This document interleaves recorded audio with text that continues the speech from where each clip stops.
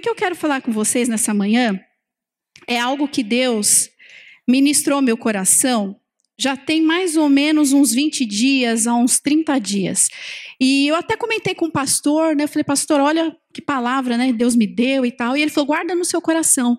Quando você tiver oportunidade, você traz a palavra. E essa oportunidade está sendo agora. E eu achei interessante porque eu comecei a prestar atenção nas pregações que vieram há mais ou menos um mês atrás. E tudo tem a ver com a palavra de hoje e vocês vão ver. Então a gente percebe que o Espírito Santo, ele está falando.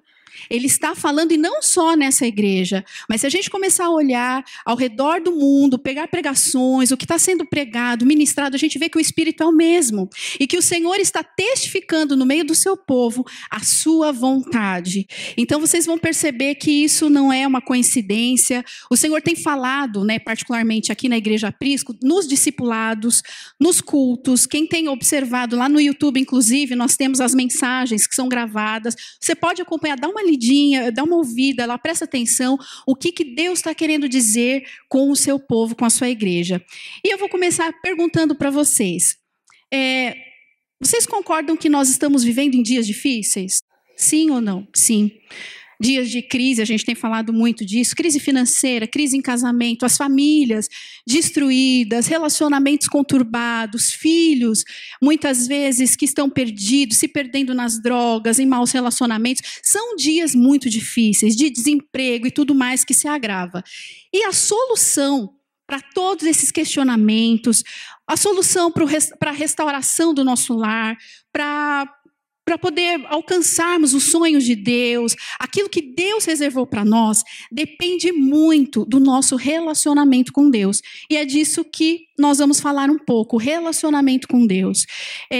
Um bom relacionamento com Deus, se nós nos relacionarmos de uma maneira boa, saudável com Deus, nós vamos começar a perceber que Deus, ele vai começar a se manifestar. E muitos dos nossos problemas, dos nossos questionamentos, nós vamos começar a entender o que Deus está fazendo, aonde aquele problema vai levar. Às vezes em situações que se resolvem rapidamente através de uma oração simples. Outras situações não. Nós vamos ter que persistir, perseverar, e depende de um bom relacionamento para entendermos, enxergarmos o que Deus está fazendo através da nossa vida. Então isso é muito importante, queridos. Eu diria que é fundamental nós termos um bom relacionamento para nós desfrutarmos realmente de tudo aquilo que Deus sonhou. Agora, para nós nos relacionarmos bem com Deus, a gente precisa enxergar a Deus de maneira correta.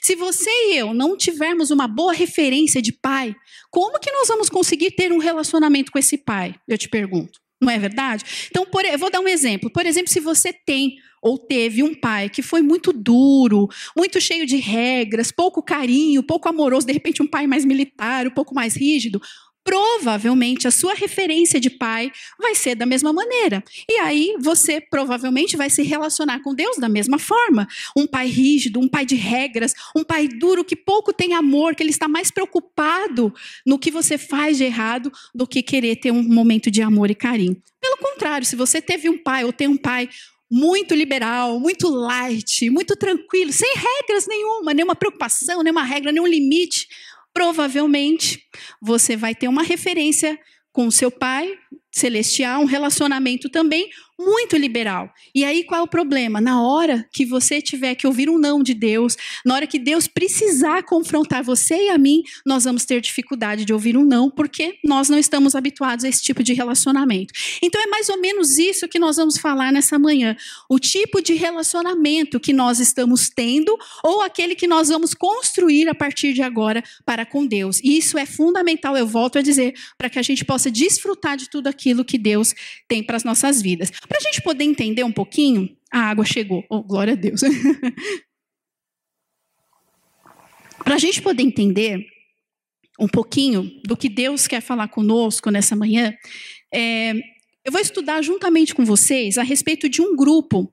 Na época de Jesus, havia um grupo de pessoas que eram pessoas muito tementes a Deus, chamadas fariseus. E nós vamos estudar um pouquinho, entender o princípio do que acontecia naquela época, porque entendendo lá, nós vamos entender muitas das coisas que Deus está falando conosco hoje. Amém? Então, quem eram os fariseus?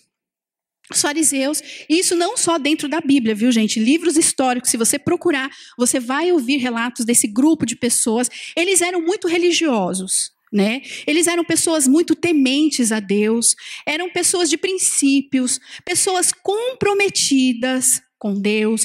Elas estudavam demais a palavra de Deus, se dedicavam, eram fiéis, eram pessoas que jejuavam, pessoas que oravam, davam os dízimos e as ofertas, estavam sempre no culto, eram boas pessoas, tinham boas atitudes e amavam a Deus. Por que a gente sabe que eles amavam a Deus? Vocês já, por exemplo, viram alguém estudar, por exemplo, 10 anos de balé sem gostar de balé? Tem como? A pessoa vai estudar violão, 15, 20 anos da vida dela estudando violão. Ah, mas eu estudei porque eu não tinha mais o que fazer e me dedico desde... Não existe isso, né? Então, se a pessoa se dedica a algo, é porque ela verdadeiramente gosta daquilo, é porque ela ama. Amém? Então, aquelas pessoas, aqueles fariseus, eles amavam a Deus, porque se dedicavam ao ensino, eles eram realmente exímios na palavra de Deus. Só que você encontra também nas Escrituras o próprio Jesus batendo de frente com essas pessoas. Muitas passagens, Jesus era duro com eles. E você falou, então qual era o problema deles? Se a gente trouxesse os fariseus daquela mais de 2000 anos atrás, vamos trazer eles para os dias de hoje, e eles estão aqui espalhados na igreja. Gente, nós não íamos perceber a diferença. Por quê? Porque eles são muito parecidos conosco. Servem a Deus, são comprometidos na obra, jejuam, oram, leem a palavra. A gente não ia perceber que eles estariam no nosso meio. Mas Jesus deixa claro e batia de frente com eles. Então tem alguma coisa de errada. Qual era o problema dos fariseus? O problema deles era o tipo de relacionamento que eles tinham com Deus. Então, eles conheciam muito da palavra, tinham muito conhecimento das Escrituras, mas eles não conheciam o Deus da palavra, que é uma diferença crucial. Conheciam a Bíblia de cabo a rabo, mas não conheciam Deus que escreveu a Bíblia. O relacionamento dos fariseus era um relacionamento de regras, de religiosidade, de preceitos que eles estudavam na palavra, mas eles estavam totalmente alheios à vontade de Deus. E por que a gente percebe isso? Quando a gente começa a ver, quando Jesus, por exemplo, chegou lá diante num sábado e curou uma pessoa, e os fariseus bateram, e Jesus falou, mas como? Você não conhece, Jesus, a palavra de Deus, que diz que não pode, é lei, está escrito na lei, que não se pode curar aos sábados, nos sábados tem que se descansar. Existia essa lei, porque Deus criou o mundo em 7 dias, e no 7º dia ele descansou, então havia um dia de descanso, era lei. E Jesus falou o quê? Jesus falou, sim, é uma lei, só que acima dessa lei existe o amor. Qual o pai que vendo o filho cair num poço, ou vendo seu rebanho, vendo uma vaca, que seja, caindo num poço, não vai estender a mão e não vai ajudar? Porque acima da regra, acima da lei está o amor. Maria Madalena, vocês lembram Maria Madalena? Uma prostituta, uma adúltera, foi pega em flagrante, em adultério. E qual era a lei naquela época? Apedreja e morre. Era lei, legitimidade. Se fizessem isso, eles estavam cobertos de razão, porque era lei, a lei mandava, era a lei do país. O que Jesus falou? E é por isso que os fariseus ficavam doidos, porque não entendiam a ótica de Jesus.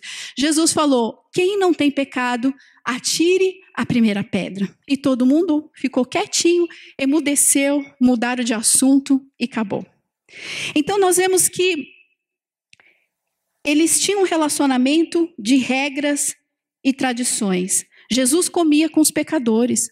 Lembram semana passada, quando o pastor Daniel esteve aqui, o pastor Daniel Young, que ele ministrou sobre isso? Jesus revolucionava. Por quê? Porque ele estava trazendo um reino baseado em amor, um reino de justiça. Ele veio estabelecer esse reino, e não um reino humano, como os fariseus estavam esperando. Um reino que pudesse revolucionar os seus questionamentos humanos e pessoais.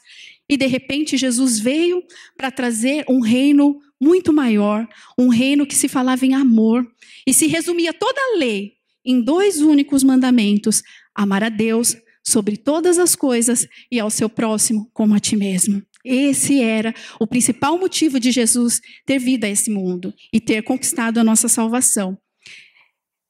Nós vivemos numa sociedade, até o presbítero Edinho ministrou isso há uns dias atrás, numa sociedade muito legalista, né? Se nós começarmos a enxergar, nós vivemos hoje, esses dias atuais, uma sociedade muito legalista, que depende das regras, dos preceitos para poder fazer algo. Vocês já repararam que a gente procura encontrar explicação em tudo na nossa vida? Por exemplo, algo que não deu certo. Algo que nos machucou, ou algo que nos frustrou, algo que não deu certo na nossa vida. Nós temos o hábito de querer encontrar uma explicação.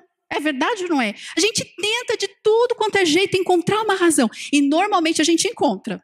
Normalmente a gente encontra umas razões. Geralmente, se tiver alguma outra, vocês me digam, mas geralmente, pelo menos essas são as duas principais. Ou é falta de fé, ou é pecado. Não, porque não pode ter dado errado isso na sua vida. Ou então você está com pouca fé, irmão, ou você está em pecado, porque isso não pode acontecer. Então são coisas que a gente repara que muitas vezes contradiz aquilo que Deus tem para a nossa vida. A gente quer encontrar explicação em tudo, regras em tudo. Esses dias atrás, eu não sei se vocês se lembram, acho que já tem alguns meses, que aconteceu aquele fato lá em Orlando, lá na Boate Pulse. Vocês se lembram? Que teve aquele rapaz que matou um monte de homossexuais, né? Então, o pior do que isso, quer dizer, eu não sei se isso é pior ou não é pior, tudo é pior, né? Mas algo muito ruim, foi um pastor evangélico, americano, uns dias depois desse fato, ele veio a público, não sei se alguém viu essa reportagem. Viu? Triste, né? Ele veio a público dizendo que foi pouco, que o rapaz não conseguiu matar todo mundo, que tinha que matar todo mundo e que foi muito pouco. Um pastor evangélico. Aí você fala, um pastor, ele conhece a Bíblia, né? No mínimo o que se espera de um pastor é ter um conhecimento um pouquinho da Bíblia, né? Você vê, como que ele pode falar uma atrocidade dessa? Baseado em quê? Baseado em alguns, se você olhar, você vai ler em alguns versículos, a palavra diz lá no Velho Testamento, no Novo Testamento, que o Senhor não se agrada de relacionamentos de homens e mulheres, enfim, realmente está na Bíblia, e ele deve ter se baseado nessa lei, nesse princípio de desagradar a Deus, então vamos matar os homossexuais. E aí eu volto a dizer, o que Jesus fala? O amor.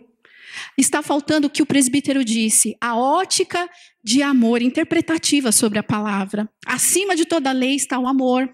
Então, o que falta, muitas vezes para nós, é o amor. Porque uma vez que nós nos aproximamos das pessoas com amor, não com religiosidade, mas com amor, nós atraímos o coração dela a Jesus, porque foi isso que Jesus veio fazer, atrair as pessoas com amor ao reino de Deus, para que se manifestasse a luz do Senhor.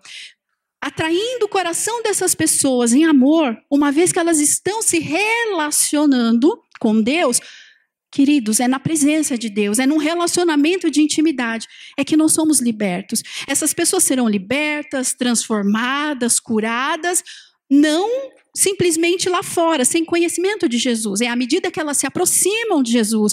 E muitas vezes nós, por causa da nossa religiosidade, das nossas tradições, nós afastamos as pessoas desse amor. Elas não conseguem se sentir amadas. E isso é muito ruim. No pequeno grupo, quinta-feira passada, foi algo interessante. Quem esteve presente lá em Santana, né, foi muito bacana porque tinha um grupo de jovens e eles rasgaram o coração, eles são muito sinceros, né? O hashtag sinceridade ali é a flor da pele. E eles abriram o coração de uma tal maneira que eu falei, Jesus, isso é lindo. Sabe o que a maioria deles falaram? Que impede eles de virem à igreja? O pode e o não pode. As tradições, as regras. Isso pode, isso não pode. Aí é um patamar tão alto que é colocado que as pessoas não querem, porque ela fala, puxa, eu estou tão longe, eu me sinto tão suja, tão pecadora. E, quer dizer, para mim chegar nesse patamar é tão... não, eu prefiro ficar longe da igreja. Para mim esse negócio não dá, porque eu sou tão pecador que eu não consigo, né? Então, quer dizer, a gente percebe que a religiosidade, ela traz limitações e impede as pessoas de conhecerem a Deus. Qual era a mensagem que Jesus, se nós olharmos por todo o evangelho, 3 anos de ministério, a gente percebe qual é o foco da mensagem de Jesus. Jesus falava de religião, falava de tradições, de preceitos, de regras, ou ele falava de princípios de amor, justiça, perdão. O que ele falava? Salvação, entregar o coração. Então, vocês começam a perceber que a ótica de hoje, da sociedade, ela se perdeu um pouco. Eu lembro de um caso que me chocou bastante, de uma pastora amiga nossa, de um outro ministério, e ela tinha perdido um filho, né, com 9 anos, e foi algo muito pesado, muito forte, e chocou a igreja, né, porque quem que vai esperar uma criança de 9 anos morrer, né? Enfim, e ela teve que, né, passar por um processo de cura tremendo, né? Enfim, foi algo bem, bem triste. Só que um dia ela me falou algo que me chocou mais ainda. Ela falou, olha, não bastasse eu ter perdido meu filho, que já foi algo muito difícil. Ela falou, sabe o que foi pior? Eu falei, nossa, pior? Ela falou, ter ouvido das pessoas da minha própria igreja que era pecado. Porque eu estava em pecado. Porque algo ruim não poderia acontecer a uma pessoa boa. Algo tão ruim não poderia acontecer a um servo, uma serva de Deus. E aí nós esquecemos que Jesus disse que nesse mundo teríamos aflições. Mas ele disse, tem de alegria, tem de bom ânimo, porque Jesus também passou por dificuldades, mas venceu.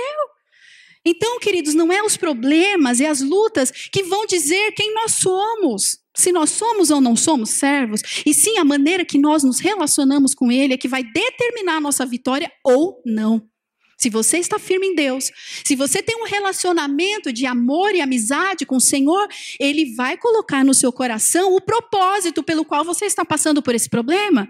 Se for um pecado, Ele vai tocar o teu coração. Se for uma prova, se for algo que vai sair de muito bom lá na frente, Ele vai falar para você ter paciência e calma e esperar. Então, seja qual for a circunstância, o que Deus está falando para nós Jesus está atraindo o nosso coração para um relacionamento de intimidade, que é muito mais do que religião. Esses dias também, essa semana, eu estava falando com uma irmã e foi muito engraçado. Ela falando para mim, pastora, eu estou enfrentando uma luta muito grande e eu preciso ungir minha casa e eu preciso fazer e tal. E olha, é muita guerra, muita guerra. Eu falei, irmã, é verdade, é muita luta. Tem que passar mesmo o óleo, tem que ungir tudo mesmo. Eu falei, mas está faltando uma coisa. Ela, sério, pastor, pode falar que eu estou aqui para fazer o que for. Qual é a estratégia que Deus está dando? Relacionamento com Deus. Eu e você precisamos nos relacionar.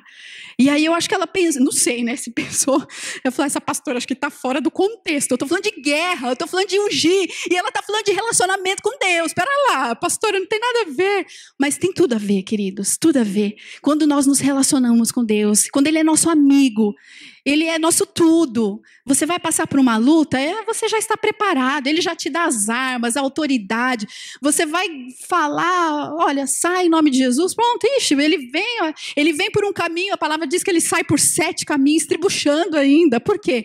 Porque você está cheio da autoridade, cheio da unção, da graça de Deus. Isso faz toda a diferença para nós enfrentarmos as lutas do dia a dia. Eu não sei qual é o problema que você está enfrentando, ou que de repente te tirou a paz, ou está roubando a tua alegria, mas a resposta é relacionamento com Deus. Busque no Senhor. Busque não uma estratégia, uma regrinha. Faça isso e vai acontecer isso. Mas busque um relacionamento. No grupo de discipulado, as meninas algumas que fizeram discipulado comigo vão se lembrar. Sempre me perguntavam, surgia sempre essas perguntas. Pastora, isso pode ou isso não pode? Sempre tinha essas perguntas, lembra, né? Pode ou não pode? Pode ou não pode? Tinha algumas situações que até dava para responder. Era fácil, pega o versículo tal, você já vai ver que pode ou não pode, eu vou te responder. Só que eu não fazia isso. Por quê? Se eu fizesse isso, eu estaria estimulando elas a terem um relacionamento de regras, de pode, não pode, pode, não pode. O que eu falava para elas?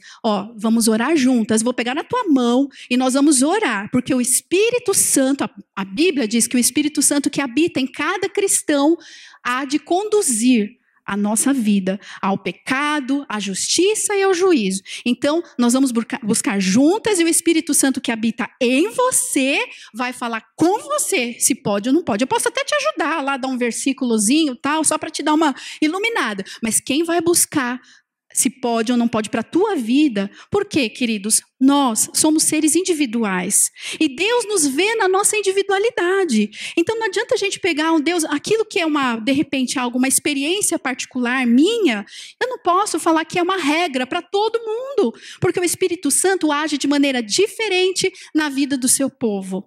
Não é? Então a gente tem que entender isso. Então, qual o problema, aliás, desse tipo de relacionamento de regras, né, de preceitos e regras humanas? Qual é o problema? O problema é bem simples. Esse tipo de relacionamento, a gente não consegue enxergar o que Deus está fazendo ao nosso redor. Pois nós não temos intimidade com Deus o suficiente para enxergar aquilo que Ele está fazendo. E era exatamente isso que acontecia na vida dos fariseus.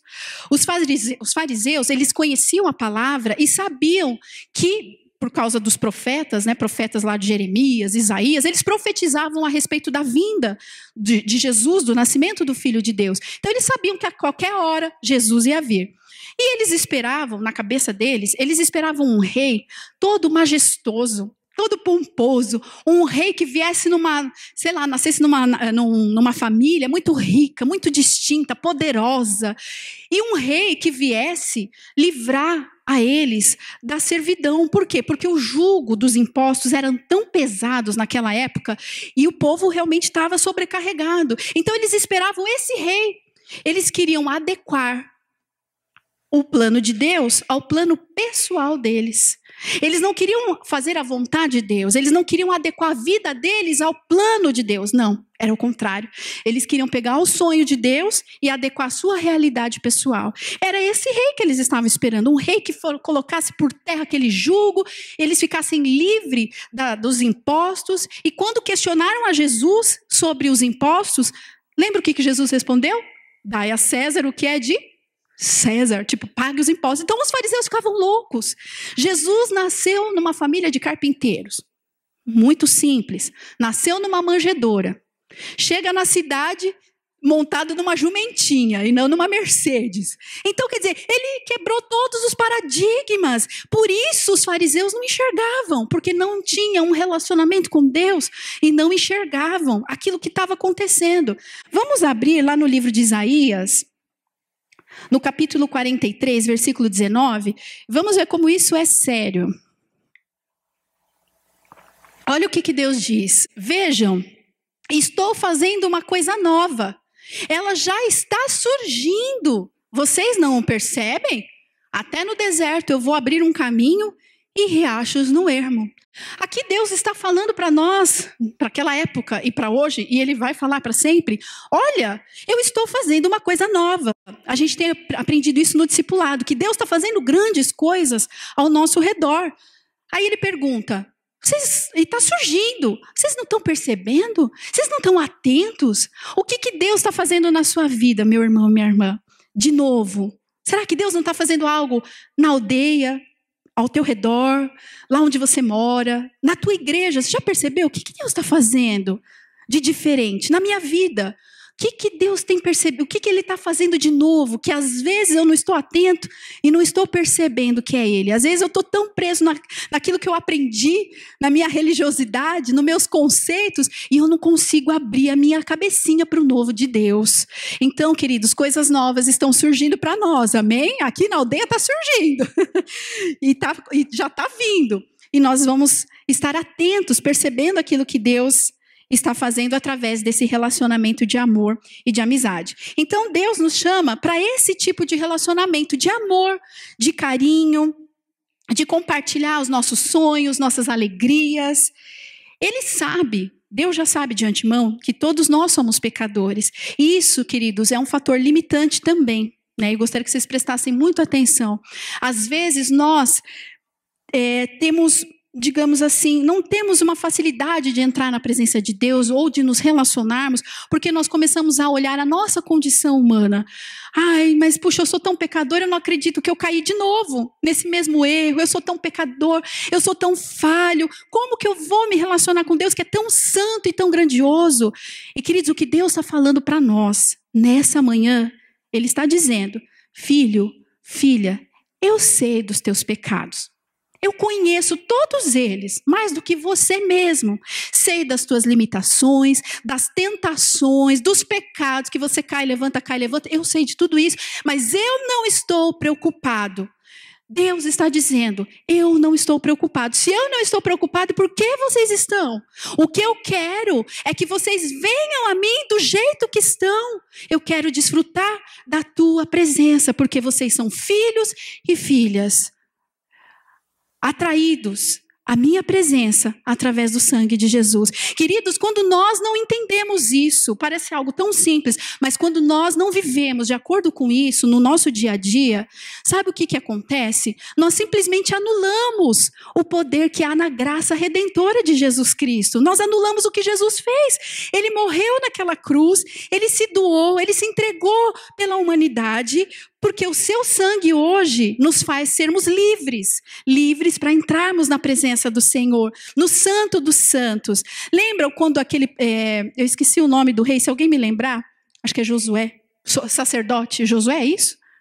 Acho que é Josué, sacerdote Josué, estava cheio de pecado, ele e o povo. E naquela época, se alguém entrasse, o sumo sacerdote entrasse no templo, ali no Santo dos Santos, em pecado, ele era morto, fulminado na hora. E ele estava todo em pecado. E sabe o que aconteceu? Ele foi tremendo, imagina, né? As perninhas dele. Ele foi porque ele falou, não vou sair vivo daqui. Ele só não saiu vivo, como Satanás o acusou diante de Deus. Ele está em pecado, tem que matar. E Deus respondeu o que para ele? Para Satanás? Esse é um tição tirado do fogo. Eu apago os pecados de quem eu quiser.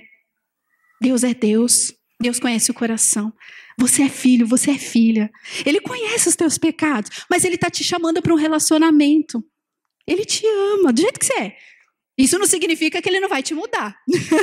Uma vez que você é atraído a esse relacionamento de amor, dia a dia, ele começa a transformar o teu coração, ele começa a fazer um processo. Algumas coisas acontecem muito rápidas e outras vão se levar anos para ele transformar, para ele moldar, mas é isso que ele quer, é um relacionamento de amor e de intimidade. O poder da graça. Você sabe que quando eu li uma passagem, eu não entendia muito, né? Quando Paulo, né, chegou para o Senhor, numa oração muito simples, né? Ele falou, Deus, me tira essa situação, há um espinho na minha carne, me livra desse espinho, Senhor. A Bíblia não relata qual era o problema dele, né? Mas diz a palavra de Deus que Deus respondeu para ele, a minha graça te basta. Por muito tempo, gente, vocês vão dar risada, mas sabe o que eu achava? Eu olhava aquela resposta e eu achava que era simplesmente uma palavra bonitinha que Deus colocou ali só para não deixar Paulo no vácuo, sem resposta nenhuma. Eu falei assim, Deus não tem o que responder, a minha graça te basta, tipo, para não deixar ele sem resposta. Eu não entendia qual era o significado da graça. Hoje eu entendo que a graça é o poder. Há um poder embutido atrás da graça, um poder que te sustenta. Então, se algo na tua vida ainda não aconteceu, ou de repente aconteceu e não da maneira que você desejava, Deus está dizendo para nós, filho, tua bênção vai vir na hora certa, e se também não vier, a minha graça, ou seja, o meu poder vai te sustentar para você ter condições de viver tudo aquilo que eu tenho para você. Às vezes aquilo que nós pedimos para Deus não faz parte dos planos de Deus para nós. E como crianças mimadas, às vezes a gente fica aos pés do Senhor, Senhor, Senhor, me dá, me dá, me dá. Melhor do que só pedir é perguntar para Deus se aquilo que eu estou pedindo faz parte do plano dele. Lembra dos fariseus? Adequar o meu plano, o meu sonho ao plano dele, e não o contrário. E às vezes nós queremos adequar o plano dele aos meus sonhos e projetos pessoais. Isso não dá certo. Não dá certo. Porque ainda que ele te atenda, por causa de tanto perseverar, de insistir, chega uma hora ele dá.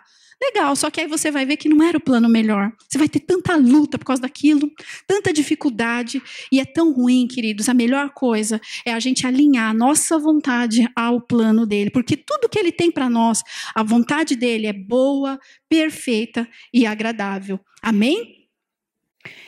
Às vezes nós focamos muito mais no que nós estamos fazendo, de certo ou de errado, do que no que Deus está fazendo, né? Então a gente tem que mudar a lente do nosso óculos, né? Focar mais naquilo que Deus está fazendo, e não naquilo que a gente está fazendo, de certo ou errado, as famosas regrinhas.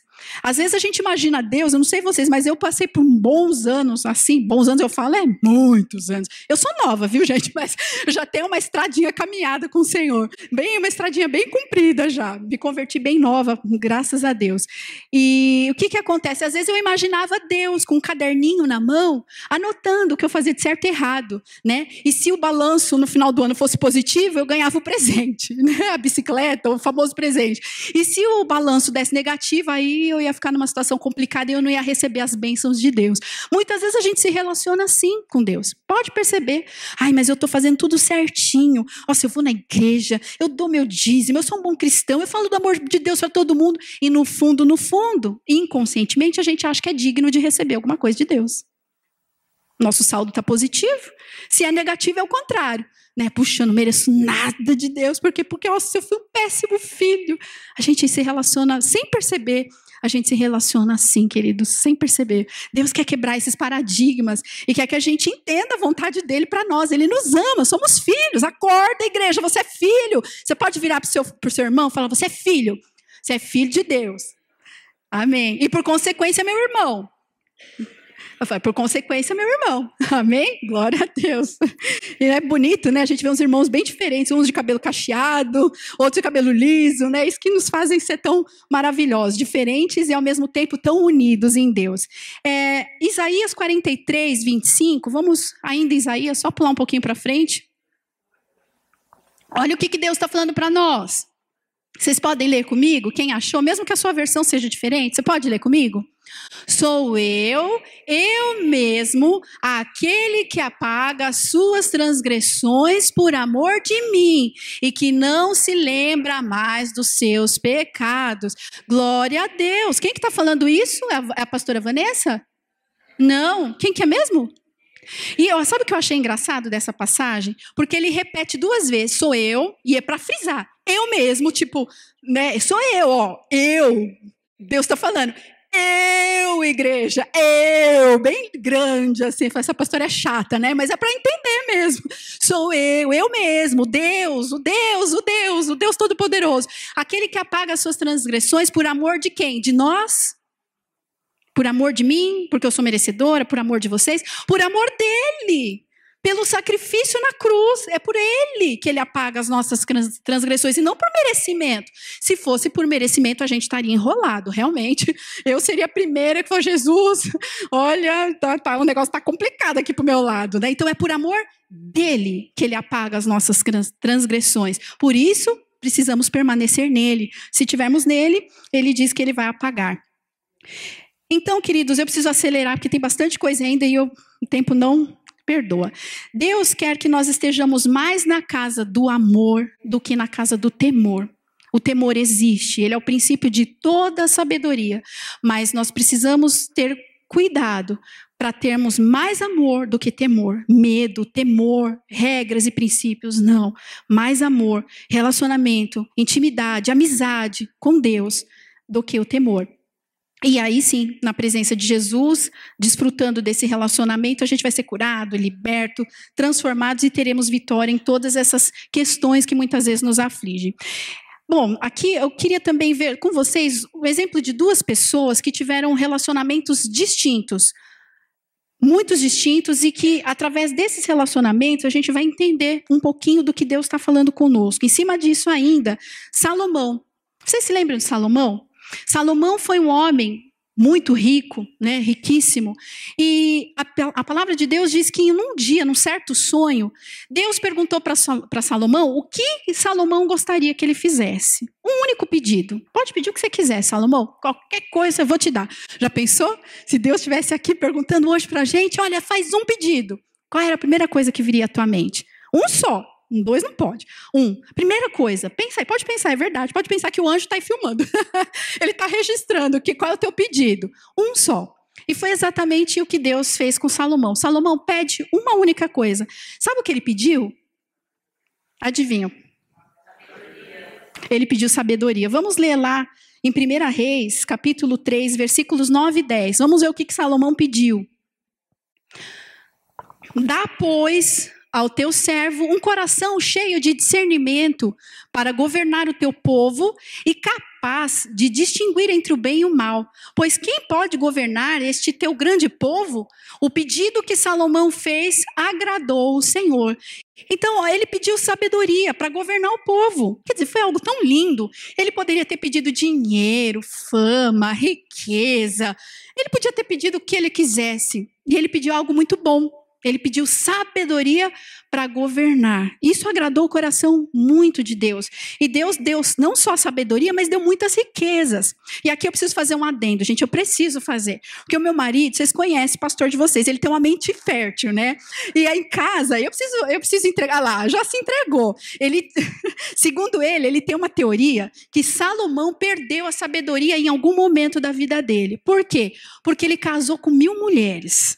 E aí ele fala assim, imagina Salomão indo no shopping simplesmente para comprar um sapato. Falou, esse homem, onde que ele estava com a cabeça de casar com 1000 mulheres? Então, o pastor tem essa teoria que ele perdeu a sabedoria. Mas, voltando, isso não é bíblico, é só uma teoria dele. A gente vê que ele pediu algo muito bom. E se a gente for olhar lá no livro de Eclesiastes, Eclesiastes foi escrito por Salomão, já na velhice. Quando ele pediu sabedoria, ele era jovem. Eclesiastes, já a gente encontra um Salomão já mais idoso, que já tinha passado por muitas situações. Só para quem não conhece um pouco da história, só para se sintonizar, Salomão casou com essas 1000 mulheres.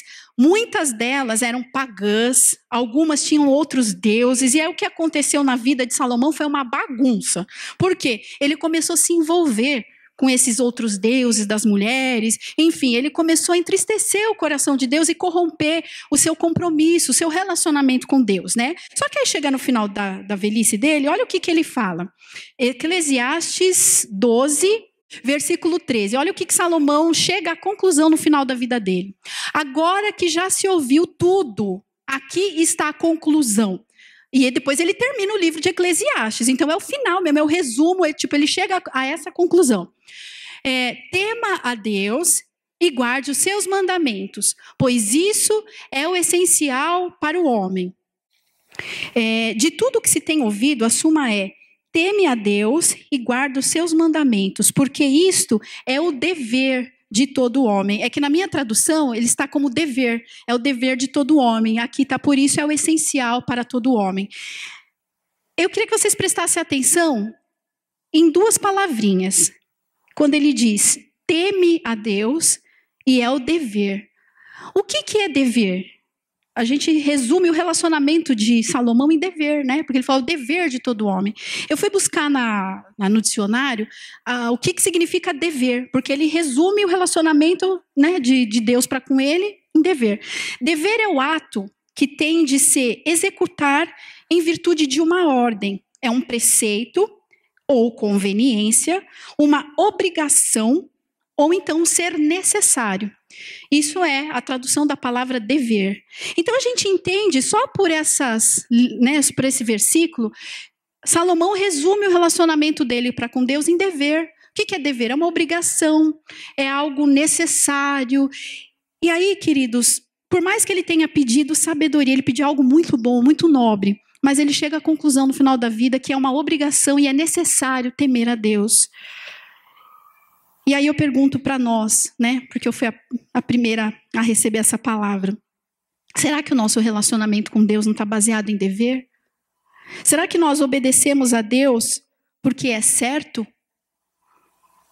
Porque é moralmente correto? Porque o Evangelho vai me transformar numa pessoa boa? Vai me transformar numa pessoa melhor? É para a gente se questionar.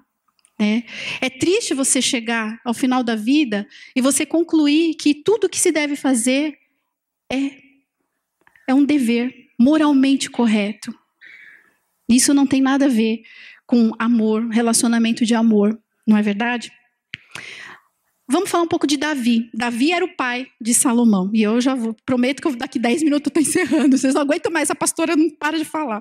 Mas eu prometo que é a última parte. Davi era o pai de Salomão, ou seja, a gente agora vai passar para uma geração anterior.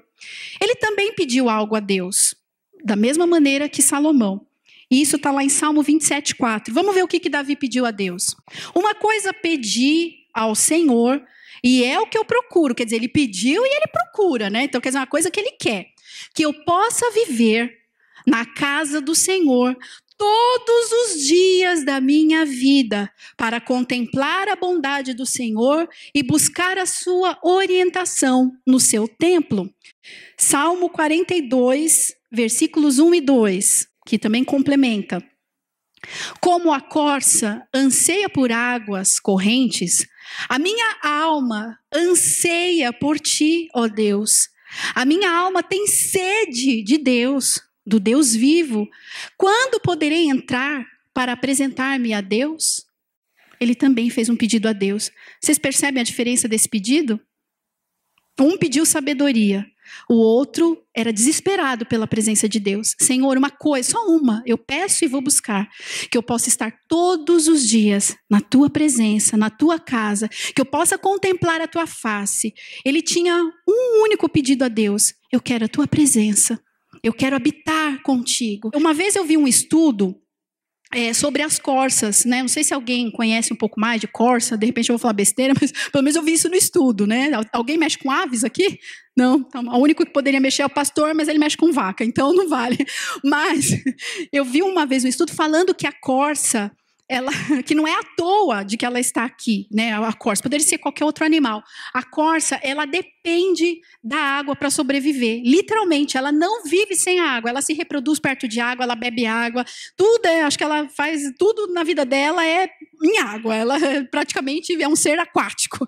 Ela precisa para viver. Ela depende da água para viver. Então, quando Davi fez essa oração a Deus, ele queria expressar o sentimento dele em relação a Deus, o que ele queria da parte de Deus. Ele não tinha palavras para expressar, tamanho era o amor dele, o que ele queria de Deus, e ele comparou com a corça. Ele falou: Senhor, assim como a corça ela é desesperada por águas, eu também sou desesperado pela tua presença.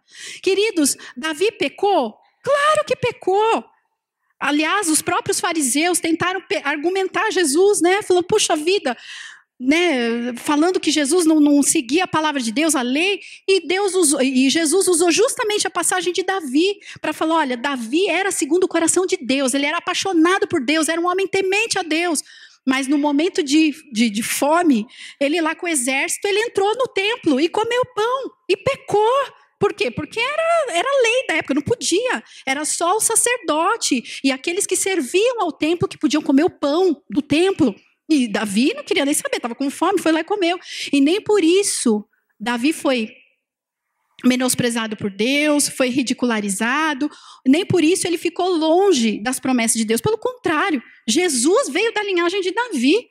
Né? Teve alguns momentos que ele pagou pelo pecado, né? Sim, teve alguns momentos que ele acabou agindo errado e Deus o repreendeu, Deus, né, acabou trazendo algumas situações, nem por isso ele deixou de ser filho, nem por isso deixou de agradar o coração do Pai. Queridos, e para encerrar, o Senhor nos pergunta, nessa manhã, uma pergunta que Ele faz para mim e para você: qual é o relacionamento que nós queremos construir com Deus? Pode passar o último slide, pastor. Então o Senhor está nos perguntando: qual é o relacionamento que nós queremos manter com Deus? Um relacionamento de amor ou de dever, né, de regras? E vocês me dão mais 2 minutos? Prometo, é que eu me lembrei de algo. Eu falei: não posso deixar para vocês. Pode ser? Então tá bom. Amém. Sabe qual um dos problemas também de um relacionamento baseado em regras? Um outro problema. Uma outra dificuldade. Vocês lembram no livro de Gênesis, quando fala sobre Adão e Eva? Olha que interessante. Adão tinha um relacionamento de intimidade com Deus, né? Ele se relacionava, a Bíblia fala que todo dia, no final da tarde, Deus ia lá e falava, né, e conversava com Adão. Então eles eram íntimos, tinham um relacionamento de amor. Tanto tinham esse relacionamento que Deus percebeu que Adão estava sozinho. Né? E que não era bom o homem ficar só. Aí Deus aprimorou e fez a mulher, né? Deus deu uma aprimorada, né? E fez a perfeição, que é a mulher, né? E os homens digam amém. Amém? Glória a Deus. Amém. Amém. E aí o que aconteceu? Eva, a gente não vê na palavra, logicamente, ela se relacionava com Deus também, né? Não era só Adão. Mas o relacionamento de Adão era mais antigo, já era mais solidificado, né? Muito antes de Eva, Adão já se relacionava com Deus, então era já um alimento mais alicerçado. Quando Deus falou para Adão, olha, Adão, você pode comer de todos os frutos, vocês lembram dessa passagem? Você pode comer de tudo, menos dessa árvore aqui você não pode. E tal, então Deus falou para Adão. Adão chegou para Eva, sua esposa, e falou, Eva, o negócio é o seguinte, não pode, é o dever, a regra. Deu a regrinha para ela básica, não pode, porque Deus não quer. Amém, tá bom. Eva não ouviu de Deus diretamente de um relacionamento com Deus. Ela ouviu do marido, a regra, o dever. Puf, tá bom. Aí o que aconteceu? A Bíblia diz que a serpente, né, representada, né, quer dizer, Satanás representado pela serpente, foi lá justamente em quem para tentar? Coincidência, né? Justo na Eva. Por quê? Vocês acham que é coincidência? Não é coincidência. A serpente, que ela é muito sagaz, inteligente, esperta. Quer dizer, esperta até um ponto, né? Porque se fosse tão esperta não tinha caído, né? No erro do... Mas, enfim, é esperta. Ela tem até uma certa sagacidade. Ela percebeu que o relacionamento mais frágil era o de Eva para com Deus. Porque era baseado em regra, né? Já o de Adão, não. Era um relacionamento de amor, mais firmado, mais alicerçado. Então, não foi por acaso que Satanás foi diretamente na Eva. E conseguiu, porque ficou instigando a Eva. Pode comer, isso é mentira. Começou a questionar a autoridade de Deus. E como Eva não tinha recebido de Deus, né, o relacionamento dela não era tão edificado, ela caiu. Então, queridos, isso Deus também nos chama a atenção nessa manhã, que nós, mantendo um relacionamento de amor, de carinho, de amizade, viver debaixo dessa graça de Jesus vai nos tornar mais fortes também com relação às armadilhas, às investidas do inimigo sobre as nossas vidas. Vai ser muito mais difícil destruir. Não que ele não vá tentar, ele sempre vai tentar, né? Mas, digamos, a chance de não dar certo é muito grande. Por quê? Porque o Senhor já de antemão já nos prepara, já nos fortalece, já nos desmascara as estratégias do inimigo. Então, vocês veem como é importante a gente manter um relacionamento de amor, de filhos e filhas. Amém, queridos?